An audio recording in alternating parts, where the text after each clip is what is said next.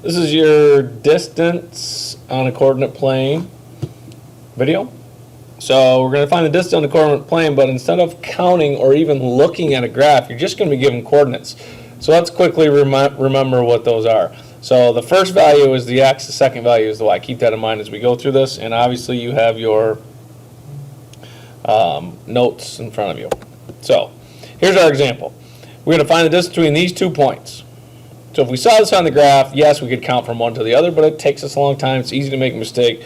Let's simplify this and make it mathematical. So if I look at these two, the 3's in the front are the same. Or we could say that the x value is the same, right? So since one of the values is the same, all we have to do is worry about the other one. So let's figure out how far it is from 9 to 2. This is pretty simple. You could just think of it as finding the difference between those two. It says the x values are the same, so you simply subtract the y values.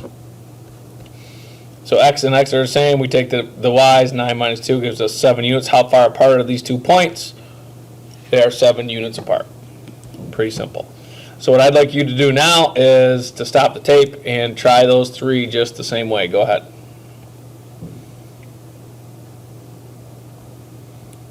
So I know the 5 and the 5, the x values are still the same, so I'm going to do 6 minus 2. That gives us 4 units. We call them units because we don't know what we're measuring in. Miles, feet, inches. We don't know what they are, so we just call them units until we know. The next one, the y values are the same. The 1's are the same, so I got to find out how far it is from 9 to 22. So to go from 22 to 9, I would take the bigger one, subtract the smaller one. 22 minus 9 gives me 13. And the last one, the x values, again, are the same. So how do I get from 10 to 30? That is 20 units. If you did that, those 3 right, give yourself a pat on the back. If you stunk it up, feel free to go back and check them over again. All right, time to crank it up a little bit. What if there are negatives involved? So look at my advice here. It says if negatives are involved, add their absolute values. Interesting. So make sure you have that correct, and we'll show you what we mean here.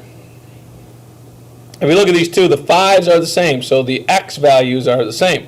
What's different are the y. So we have a 6 and we have a negative 2. We're not subtracting those. We're going to add their absolute values. The absolute value of 6 is 6.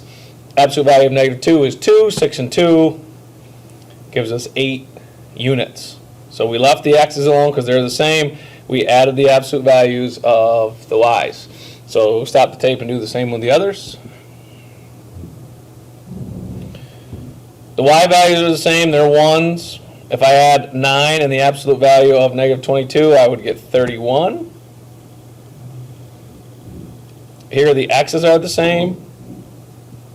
Absolute value of negative 10 is 10. Absolute value of 30 is 30. Add them up, you get 40. So that was a short and quick one. It is important that you know that, however, so feel free to go back, check those over, make sure that you're getting your homework done. Nice job.